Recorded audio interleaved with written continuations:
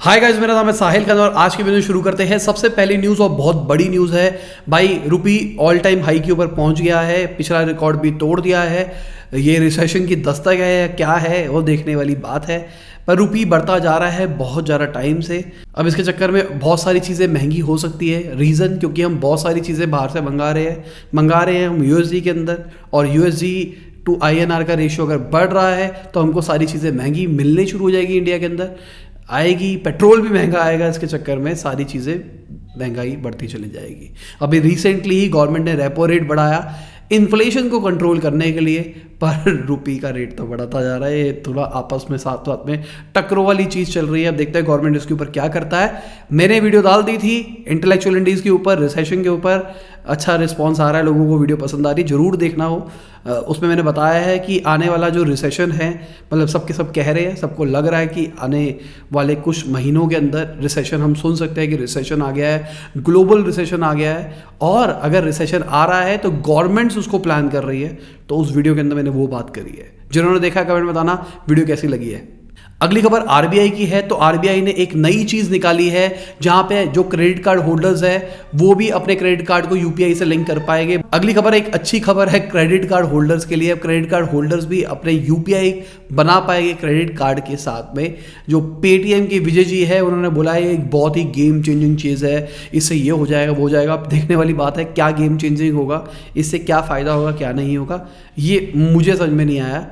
जो credit card holders है please बताना कि भाई इससे आपको क्या बेनिफिट होने वाला है। मतलब एक नया ऑडियंस खुल जाएगा जो ये करेगा UPI वगैरह, पर गेम चेंजिंग क्या था इसमें। अगर हम पेटीएम की बात करके चले तो पेटीएम भी अच्छी खबरों में रह रहा है। अभी जो बड़ी बड़ी एजेंसीज है JP मॉर्गन टाइप्स, वो पेटीएम को कह रही है कि ओवरवेट है। मतलब अभी के टाइम पे अच्छा है खरीदना, पेटीएम को खरीद लो। तो अभी हमने मार्केट में भी देखा बढ़ता हुआ, अभी हमको रुख दिखाई दे रहा है पेटीएम की तरफ, वैल्यू नीचे लग रही है। लॉस मेकिंग कंपनी है फिर भी।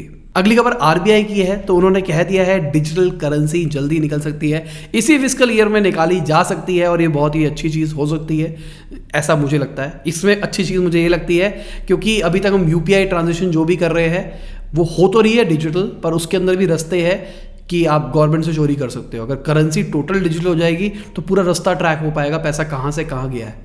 वीडियो में आगे जाने से पहले भाई लाइक का बटन दबा दो, चैनल सब्सक्राइब कर लो अगर आपने चैनल को सब्सक्राइब नहीं किया है, और हमारी जो ऐप है पापा न्यूज़ उसको आप डाउनलोड कर सकते हो। आपको ऑडियो वर्जन के अंदर हिंदी और इंग्लिश के अंदर बिजनेस और स्टार्टअप न्यूज़ मिलती रहेगी वहाँ पे। यहाँ पे मैं लिमिटेड न्यूज़ डालता हूँ, वहाँ पे आपको बहुत सारी अलग अलग डायरेक्शनल न्यूज़ मिलती है, और हम स्पैम भी नहीं करते वहाँ पे। अगली खबर हमारे चीफ इकोनॉमिक एडवाइज़र की है। तो उन्होंने अच्छी बात करी है, लग रहा है होपफुल लग रहा है, पर आंकड़े बहुत बड़े लग रहे हैं। उन्होंने बोला है $20 ट्रिलियन की इकोनॉमी बन जाएगी हमारी 2040 तक। जैसे हम 7 साल के अंदर USD मार्केट को डबल होता हुआ देखते हैं, अगर उस तरीके से देखते हैं तो हम भी पहुंच जाएंगे यहाँ तक।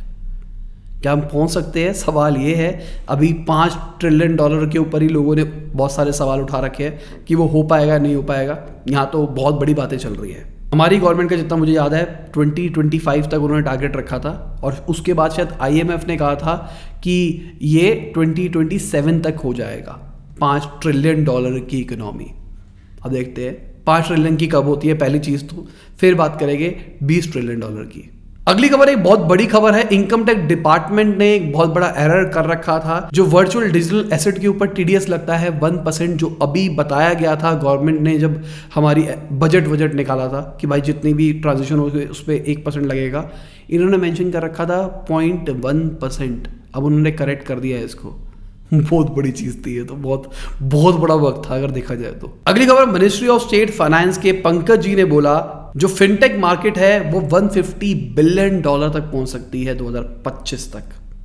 अगेन देखने वाली बात है होता है नहीं होता है। अगली खबर हाई कोर्ट ने जो डेट रिकवरी जो बॉडी होती है, ट्राइब्यूनल होता है, उसको बोला है कि आप किसी को रोक नहीं सकते कि अगर किसी को पैसा देना है आप उसको रोक रहे हो इंटरनेशनली ट्रैवल करने से।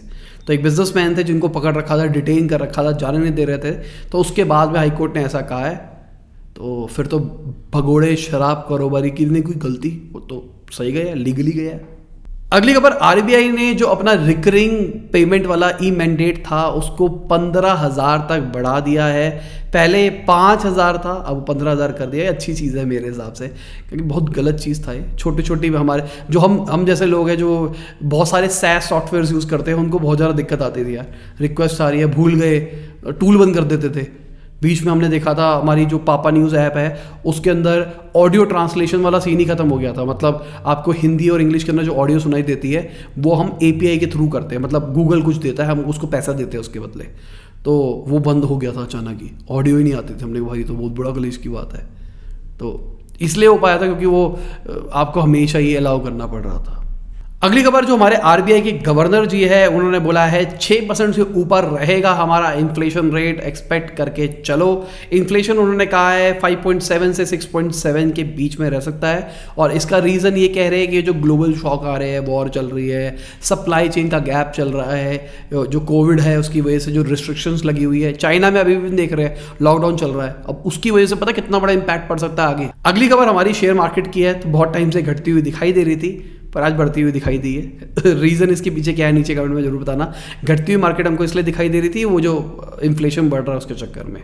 अगली खबर, जो better.com के सीईओ है उनके ऊपर केस कर दिया गया है। और क्यों कर दिया गया है? क्योंकि वो इन्वेस्टर्स को मिसलीड कर रहे थे। तो बेसिकली उन्होंने कहा था कि एसपीएसी के साथ में मर्ज करके अपना आईपीओ निकाल लेते हैं, ऐसा कुछ कर लेते हैं, पर इन्वेस्टर्स को उन्होंने मना नहीं किया था। इस चक्कर में सारा बवाल आ रहा है। better.com वही सीईओ जिन्होंने जूम पे बहुत सारे लोगों को निकाला था। और वहीं से मैं कहता हूं कि विंटर शुरू हुआ था स्टार्टअप्स का, जहां पे लोगों की फायरिंग शुरू हुई थी। स्टार्टिंग वहां से हुई थी जो हाईलाइट हुई थी। अगली खबर एक बड़ी खबर है। इक्विनिक्स इन्वेस्ट करने वाला है $86 मिलियन अपने 3rd डेटा सेंटर मुंबई में बनाने के लिए। और ये बड़ी खबर है, इंडिया के अंदर भी अब डेटा सेंटर्स बन रहे हैं और बड़ी कंपनी है डेटा सेंटर्स के रिगार्डिंग। जिनको नहीं पता डेटा सेंटर्स क्या होते हैं, जो भी आप इंटरनेट पे चीज़ें यूज़ कर रहे हो, ऐप वगैरह, वेबसाइट, कुछ भी आप ये यूट्यूब पे देख रहे हो, तो ये जो चीज़ आ रही है ना, ये किसी सर्वर से आ रही है। और सर्वर की लोकेशन जितनी पास होगी आपके पास, उतनी जल्दी आपके पास वो डेटा आ पाएगा, उतनी जल्दी फास्ट सारी चीज़ें हो पाएगी। तो इसी चक्कर में जहाँ से वो आ रहा है, वो सर्वर जो होता है, जहाँ पे कलेक्शंस ऑफ सर्वर होते हैं, उनको डेटा सेंटर कहते हैं। मैं ज़्यादा टेक्निकल नहीं घुसूंगा, थोड़ा ऊपर से बता रहा हूँ। अगली खबर मेटा प्लेटफॉर्म्स की है, वो फेसबुक वाले सारे, तो उनके ऊपर केस किया गया है। 8 से ज़्यादा केस हुए हैं उनकी एल्गोरिदम के रिगार्डिंग, कि उसकी वजह से जो यूथ है उनकी लाइफ खराब हो रही है, वो टिके रहते हैं उस चीज़ के ऊपर। पर मेरे हिसाब से आपकी गलती है अगर आप सोशल मीडिया को कंट्रोल नहीं कर सकते। तो सोशल मीडिया आपको कंट्रोल कर रही है, आप सोशल मीडिया को कंट्रोल नहीं कर रहे, आप बेवकूफ़ हो। अगली खबर टेलर प्राग ग्रुप की है। तो उन्होंने Mumbai based creative agency white turtle studio को एक्वायर कर लिया है। व्हाइट टर्टल स्टूडियो का नाम सुना होगा बहुत सारी वेब सीरीज के अंदर। अभी रिसेंटली किसी सीरीज का सीजन 2 आया था, उसके अंदर भी उनका नाम था। अब इससे पता लगेगा कि वेब सीरीज कोई देखता है या नहीं देखता। वेबसाइट खोल के मैं बताना कि क्या है क्या नहीं है।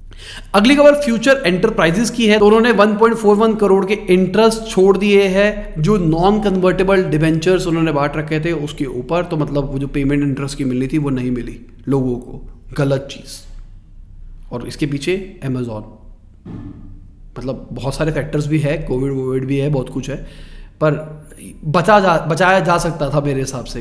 इस कंपनी को ख़त्म कराया गया है। अगली खबर, इस स्टार्टअप के विंटर के अंदर मोबीक्विक अच्छी खबर लेके आया है, वो हायर कर रहा है। और अभी रिसेंटली वो $100 मिलियन रेज करने वाला था। अभी आईपीओ की खबरें निकल के आई थी पहले, अभी रुक गई आईपीओ की खबरें, पर अभी उन्होंने पैसे रेज किए हैं और हायरिंग भी करने वाला है।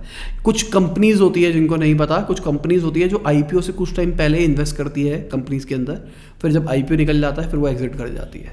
कुछ ऐसे भी इन्वेस्टर्स होते हैं। अब मैं यहाँ पे ये नहीं कह रहा कि उस टाइप के इन्वेस्टर्स आए होंगे, पर हो भी सकता है। अगली खबर H&M और लुलुलेमन की जो बैग फैशन क्लाइमेट फंड है, जिनका गोल है पूरी सप्लाई चेन को डीकार्बनाइज करना। उनका कहना है कि वो 2 बिलियन तक मार्केट से रेस कर सकते हैं। अभी के टाइम पे $250 मिलियन का फंड है। अगली खबर सिटी की है। तो उनका कहना है मेटावर्स के अंदर एक बहुत बड़ी अपॉर्चुनिटी है। $13 ट्रिलियन से ऊपर की मार्केट है पूरी। अभी लोग है नहीं मेटावर्स के अंदर। सबसे बड़ी अपॉर्चुनिटी यही है कि अगर अभी आप घुस जाते हो तो एक फर्स्ट मूवर मिलता है, पर पैसा जलाना है इस टाइम पे, क्योंकि इस टाइम पे मार्केट नहीं है। आप फर्स्ट मूवर के चक्कर में घुस तो गए, पर बहुत छोटे सेगमेंट के अंदर घुसे हो। जब मार्केट बढ़ेगी तब आप कुछ कर पाओगे। अगली खबर सिकोया कैपिटल की है। तो बेंगलुरु कोर्ट ने नोटिस इशू कर दिया है उनके ऊपर 1 करोड़ रुपए का डिफेमेशन का केस मारा गया है एल्गो लीगल और उनके फाउंडर संदीप कपूर की तरफ से। ठीक है, अभी खबरें पूरी नहीं आई है, आएगी तो पता लगेगा क्या हुआ है क्या नहीं हुआ है। बाकी नाम तो खराब हो रहा है भाई इन्वेस्टर फंड का बहुत सारों का। टाइम पहले हमने भारत पे के जो अशनीर जी थे उनका भी सुना था, उन्होंने भी बोला था कि भाई अगर मैं बोलने पे आ गया तो टॉप बड़े बड़े वीसी फर्म्स है उन सबके सारी पोल खोल दूंगा, ये कर दूंगा वो कर दूंगा। तो खबरें तो थी, अब पता नहीं। और अभी भारत पे की बात कर रहे हैं तो भारत पे के 2 टॉप एग्जीक्यूटिव्स ने छोड़ दिया है कंपनी को। अभी जब से अशनीर जी गए हैं तब से बहुत सारे लोग निकलने शुरू हो गए हैं। अब वो निकल किस ले रहे हैं, क्या उन्होंने भी कुछ गलत किया हुआ था, कंपनी एलिगेट कर रही है कि उन्होंने कुछ गलत किया हुआ था या फिर नहीं। इसी के साथ आज की बिजनेस खत्म होती है। उम्मीद करता हूं आपको मजा होगा। लाइक कर देना, शेयर कर देना, कमेंट बताना वीडियो कैसी लगी। बाय, गुड नाइट, खुदा हाफिज़, गुड मॉर्निंग, जब भी आप वीडियो देख रहे हैं।